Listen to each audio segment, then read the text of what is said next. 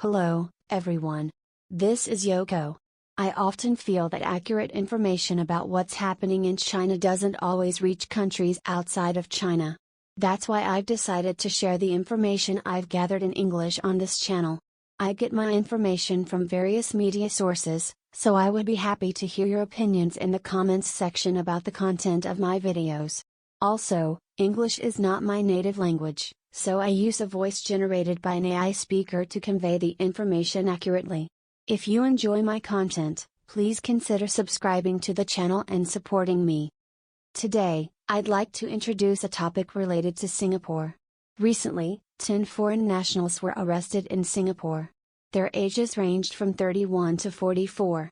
They were arrested on charges related to document forgery and money laundering, with the main focus on economic crimes and money laundering. The scale of this operation was approximately 1 billion Singapore dollars. This wealth was being converted into various assets, including 94 properties, cars in their 50s, 23 million Singapore dollars in cash, and even 110 million Singapore dollars in bank deposits, which have already been frozen. Additionally, luxury items such as bags and wristwatches were among their assets. These assets were originally obtained from criminal activities, especially internet casinos and internet fraud. Now, here's the connection to China. I introduced these suspects as foreign nationals from Singapore, but among the 10 arrested individuals, 3 of them were Chinese nationals. The other 7 had nationalities such as Cyprus, Turkey, and Cambodia, but some of them also held Chinese passports. Interestingly, most of them were originally from Shenzhen, China. So, why did they end up in this situation? It's related to Singapore's immigration policy.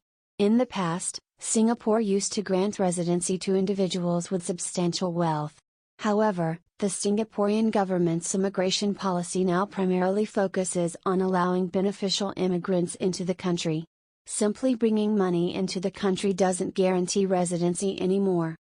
In a situation like this, where individuals have built wealth through illegal activities, they may temporarily boost a country's economy, such as Singapore.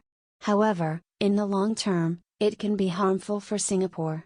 Concentrations of criminals may lead to Singapore being labeled as a money laundering hub, potentially resulting in economic sanctions from countries like the United States and Europe. If Singaporean banks were to face sanctions, it would have a negative impact on the country's economy.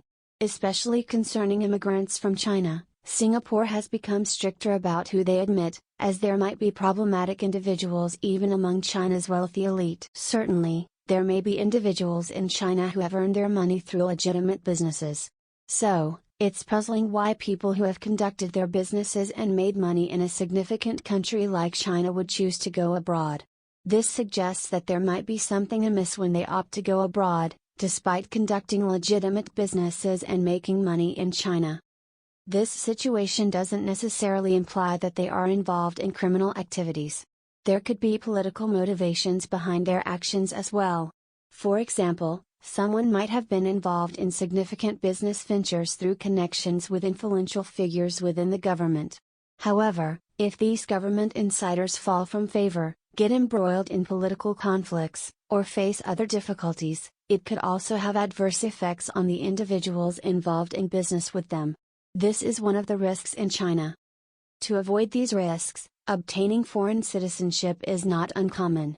However, from the perspective of the Chinese Communist Party, this could be seen as a means for money to flow out of China, which is something the party would like to prevent. Some argue that the Chinese Communist Party might have made certain requests to the Singaporean government in this regard. Nevertheless, there are a significant number of individuals who have amassed wealth through illegal activities in China, including issues related to drugs, gambling, and prostitution.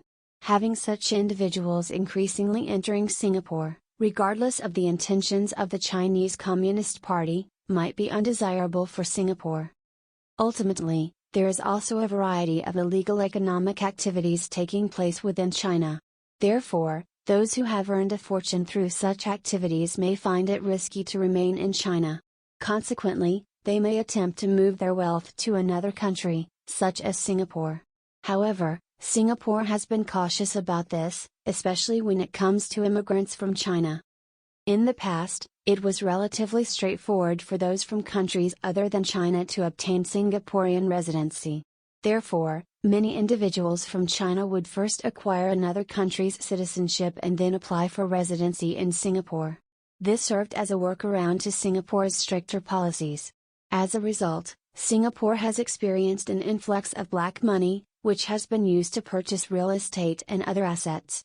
This is a concerning situation for the local population. When individuals who have made a fortune through criminal activities start buying properties in Singapore, it drives up property prices. This can be problematic for both the existing residents and the broader property market. To address this issue, the Singaporean government has arrested 10 individuals at once, and some believe this could be part of Singapore's long-standing effort to tackle black money. What does this mean? The Singaporean government was aware of individuals, mainly of Chinese origin, involved in underground businesses who obtained foreign citizenship and came to Singapore. They might have allowed this situation to simmer for a while, with a sudden crackdown after a significant amount of money had flowed into Singapore. The culprits could have their assets seized and could be arrested. It's possible that Singapore had this scenario in mind from the beginning, and the individuals caught this time might have fallen into this trap precisely as Singapore had planned. In the future, individuals engaged in money-making through illegal activities might start avoiding Singapore, considering it a risky place.